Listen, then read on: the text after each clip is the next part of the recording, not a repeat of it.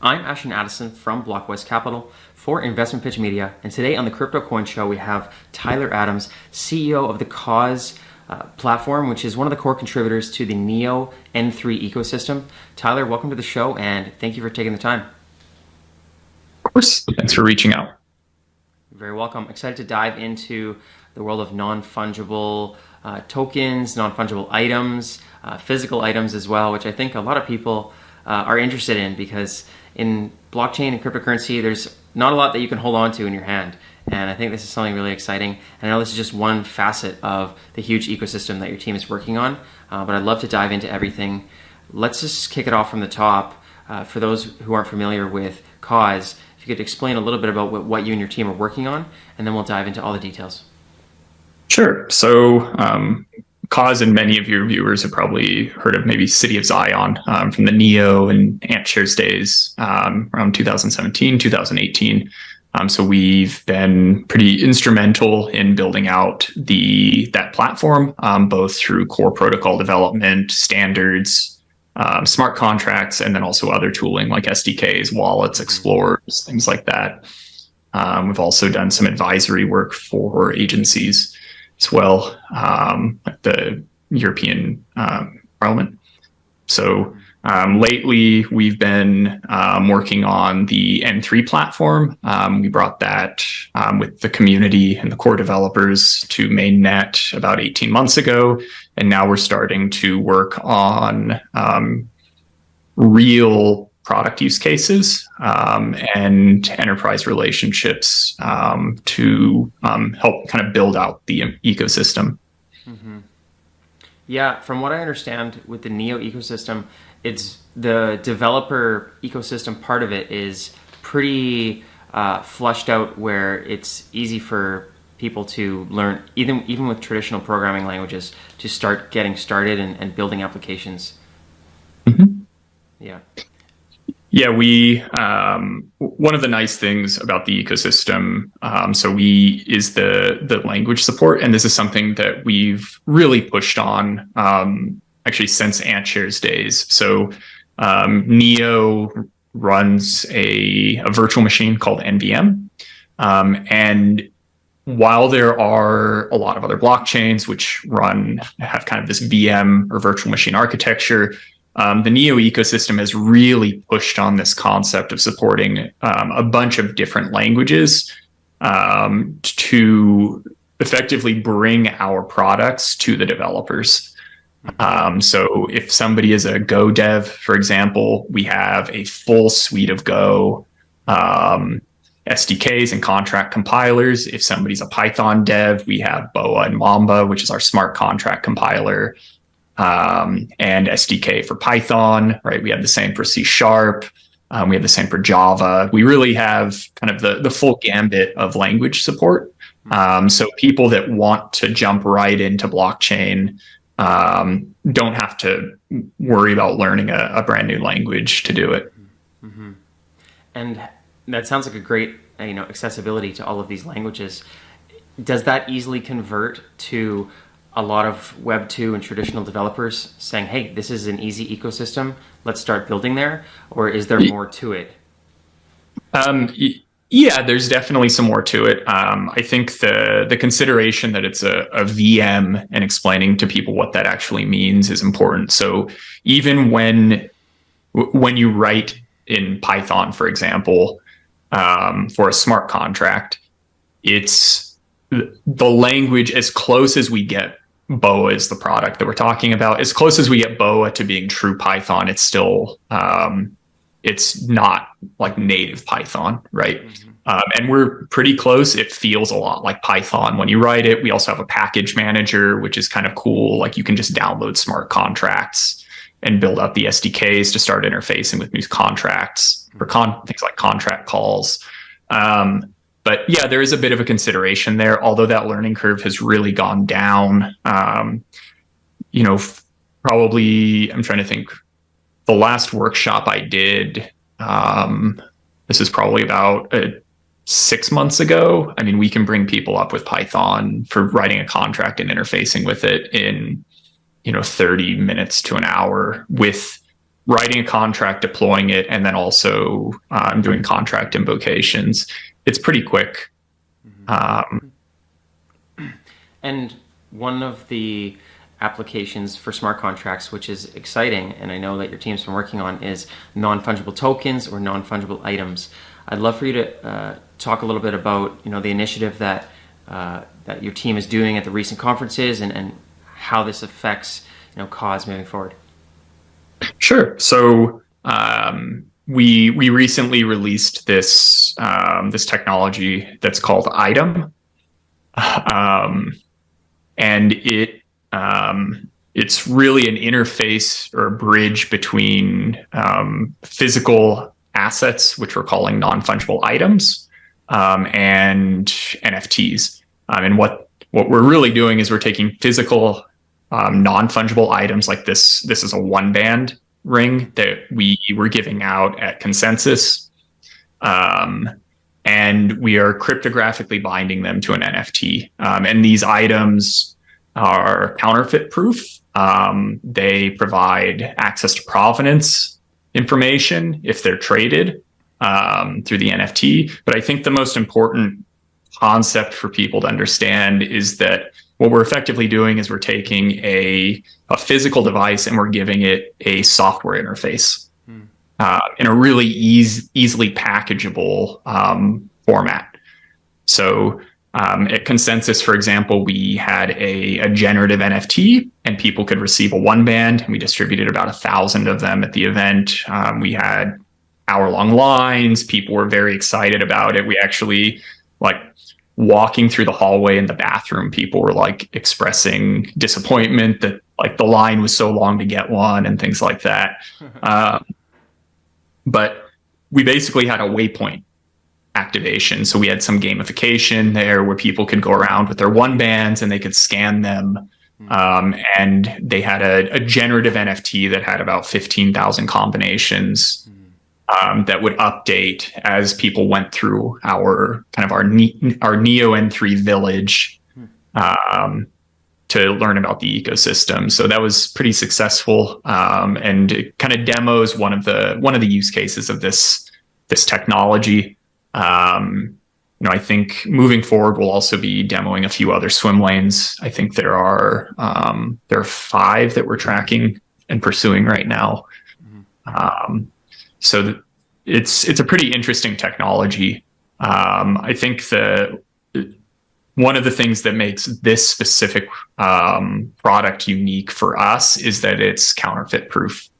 It's not the same as your amiibos for Nintendo Switch or something where you can buy blanks on Amazon and just clone, you can create exact copies of it.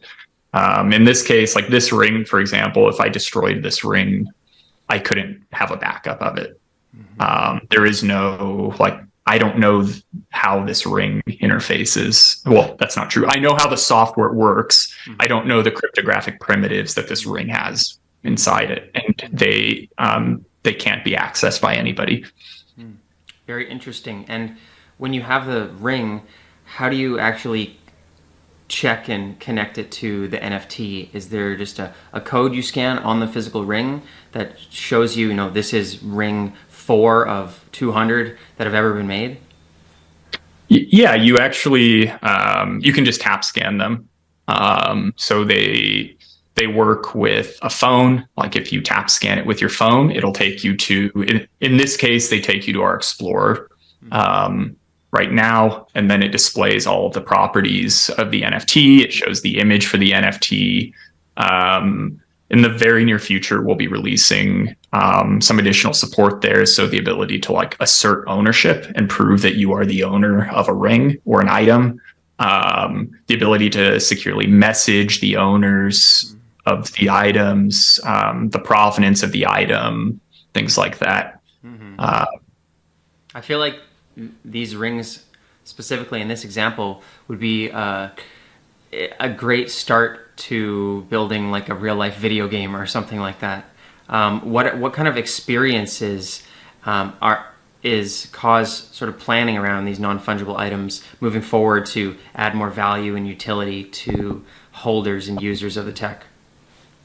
Yeah, so I think so I can speak to that a little bit. Maybe I'll start with kind of this anecdote, right? One of the things that when we've been talking within COZ for years now about this technology. And one of the things that really pushed it over for the edge for me is that I don't play card games very much. That's not my type of game, but I love like a good pen and paper role playing game, right? And one of the things that gets me excited is the idea of like flying all of my friends to Vegas, for example, to go on a quest, like an alternate reality quest. And I was a child of these alternate reality games coming out of like the 90s and early 2000s. And I loved that concept where there was something like hidden beneath the real world, kind of like a Pokemon Go type of experience. And these get us pretty close to that. You can imagine going to Vegas with your friends to fight a dragon, and there actually being a pot of gold there in terms of tokens, right, that are distributed to you if you defeat the dragon and you get his hoard. Or behind me, I actually have some chests. So these were from our consensus activation the year before last.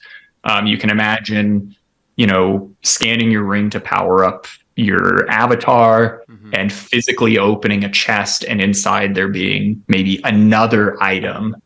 Maybe it's like a nice jacket, you can think like a North Face jacket or something like that, like a collector's edition that also has this technology in it, or maybe a gold ring, which has some special capabilities for your next quest with your friends. So that's something we've been really kind of digging into a lot. I don't know. But that's also like what I want to do for fun with the technology. It's not, when we talk about like priorities, for example, that doesn't necessarily always fall into the top. The other thing that we've really been looking at, and we demoed this actually at Consensus a little bit, in addition to the gamification, is rewards. So at Consensus, we had an after party for all the people who had received a one band ring, and people could attend the party and they could tap scan their ring to get a free drink. So I imagine there being a lot of real world, like not necessarily gamification, like on the surface, but kind of deep down some gamification there in terms of rewards, where people could maybe be a frequent user of our technology, and they may get access to things similar to like how Bored Ape, if you're a holder, if you're in like the yacht club, you get access to some after party or something like that. We can also do similar things, and we are doing similar things, but we also have physical assets, which do different things as well. So, and they can mechanically or physically interact with the environment. So I think there will be a lot of fun interactive experiences for the holders in the future. The thing that we've really been telling people is to not treat it as a disposable and like a toy demo, like hold on to it when you get one, keep it, because they're usable in the future, like outside of Consensus, for example. Very interesting, Tyler. And yeah, I think a lot of people get free swag at conferences and they get bored of it, company t-shirts and stuff like that. So this sounds like something very special in relation to that. Yeah, and we give them, we try to package them effectively as well. So here's like an example of the box that we were giving some of them out in Consensus. So they're kind of packaged in a way to try to communicate that to people, that it's not just a disposable asset.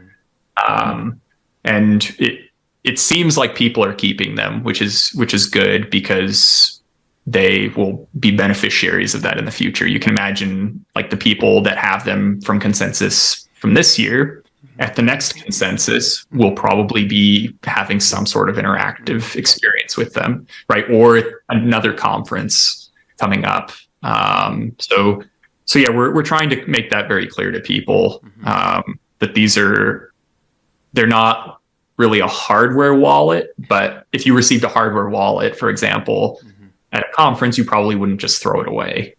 You would keep it because it has some inherent value to it. So very interesting. And with the rings that you gave out of the consensus, I'm guessing it was limited edition. What I've seen in the NFT industry overall is a lot of it is trading or speculation on NFT marketplaces. But I feel like this is a little bit different than that. Yeah, so there are different rarities. One of the things that, like for consensus, for example, that we did is we use branching code. So my background is in like statistical programming and modeling. So we actually run branching code in the smart contract. So when people were receiving a ring at consensus, there were actually different colors, and all the colors had different rarities. And the contract invocation would pick the color. So you would get minted probabilistically a ring color, and then you'd receive that ring. So most of the rings were black or white. But then there was a 5% chance to get like a red ring, a green ring, or a blue ring, for example. Cool. And those were kind of what we were calling like Dev Kit 1 or DK1. The rings, like this next edition of rings that we're about to release, will actually be even more limited than that. And they'll have a different kind of designation associated with them, and they'll have different traits. And then those traits are what can allow us to control how the activations flow in the future. So there's an inherent collectability with them. So far, we're only distributing the resin rings. If we're talking specifically about one band, we have some other, as I mentioned, some other product swim lanes where the technology is implemented slightly differently. But we also have some other materials for the one band as well that will be coming out in the very near future. So, and for those ones that come out in the future, are you only giving them out in person at the conferences, or how can people access them? Are there drops and things like that? Right now, you have to be there in person. I think it's kind of fitting that it's a physical item and you have to physically be there to get them. We have been discussing larger distribution mechanisms. Right now, the best way to get one is to show up at one of our activations, and we're not really that hard to find. We go to Consensus every year. We go to Token 2049 every year. We do pretty big workshops all over the world. That's starting to ramp up now, especially that like in the past year, it started to ramp a little bit more since COVID has cleared up. We've been working in that way. There will be other opportunities online or like remotely to be able to get access to some. Those will most likely be through airdrops or through like our other utility token products that have come out in the past. There will be lots of opportunities to get them. I think for us, the goal is distribution. So, we're an open source company. We want everybody to experience the technology and get to really play with blockchain, right? That's one of the things that this is really good at is, I can give this to somebody who has no understanding of blockchain whatsoever, and they can experience the utility of blockchain. There's nothing actually in our entire consensus activation. We don't mention blockchain at all. There's no communication of it being on blockchain. It just works. And we've onboarded a number of people with these outside of consensus as well, where we don't even mention it. We just say, hey, we're working on this ring project or this item project, try it out. Yeah, I feel like it's a great segue for people to get involved in industry without having to understand necessarily the details of the technology. Sort of like Pokemon Go, people didn't, love it because it had the augmented reality. People just loved Pokemon, and all of a sudden that technology became popular through that. And I feel like there's a lot of people that, they hear about NFTs and non-fungible items, and it doesn't really interest them. But to have something that you can have on your hand and you can see online and you can level up or get experiences with it, I feel like we're taking NFT utility to the next level to actually provide value to people outside of the Web3 ecosystem. That's absolutely correct. And one of the really great analogies here for me is cloud, right? Where, 10 to 15 years ago, cloud was marketed for the sake of cloud, right? Now it's commoditized. Like everybody, there's an assumption that there's cloud. The question is, what's your value proposition? It's not whether you use cloud. And I think that for this, and we spend a lot of time at COZ talking about this, like how do we get away from being blockchain for the sake of blockchain? Like, how can we build products and experiences where the blockchain is like, we're just showing the utility. We don't actually have to even communicate that it's blockchain for somebody to want to use it. And that's the direction this space and this technology is going to go, whether, my friends who are like maximalists and like really, really hardcore evangelists want to believe it or not, that's the direction this space is going to go. Like my mom, for example, doesn't want to know what like BIP44 is. She doesn't want to know how to like derive a public key. She doesn't need to know either. What she cares about is the value proposition to her. There's no like base value for her to be able to do that. She doesn't need to know. I've been saying for years that regular people will adopt blockchain into the mainstream when they don't know that they're adopting it.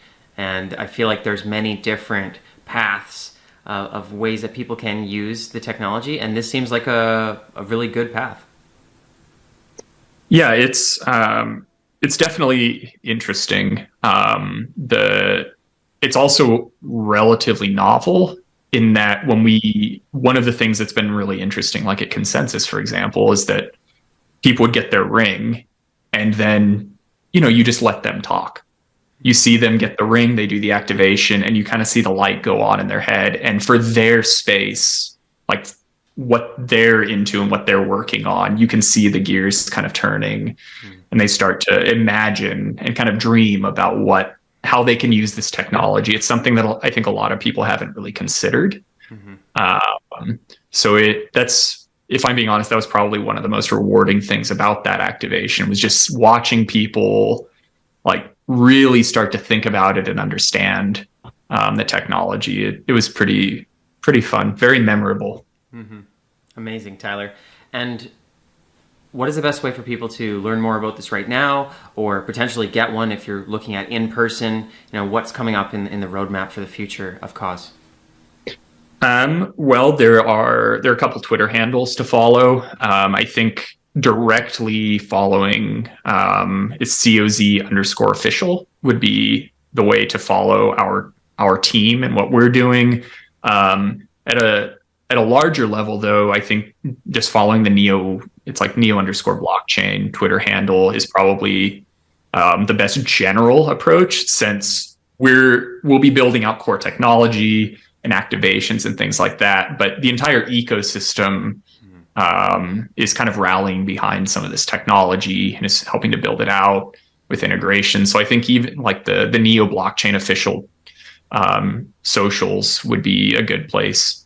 And those are also where it's certainly the COZ official one for people to get an item.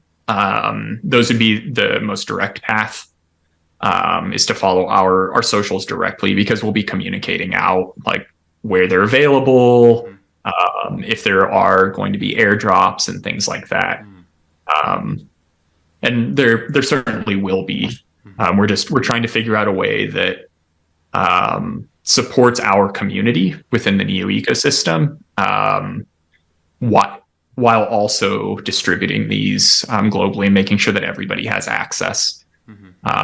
That's one of the really important things for COZ, is just making sure that we support the people that have been kind of involved in supporting us from the very beginning.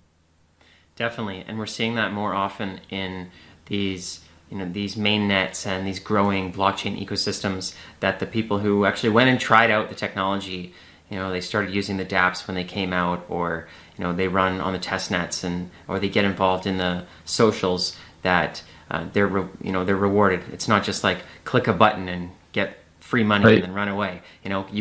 People contribute and they're rewarded in change. So I will definitely leave the social links for COZ and Neo, and any other links I can add in the description box as well. I will do that to keep people informed. I'm really excited to try and get my hands on one of these. I'll be looking for the upcoming conferences that you guys are going to see if I can test it out in person. So that will be very exciting. I appreciate your insights into non-fungible items and taking NFTs to the next level. So thank you, Tyler, for all the information and the value. And I would love to follow up in the near future on this.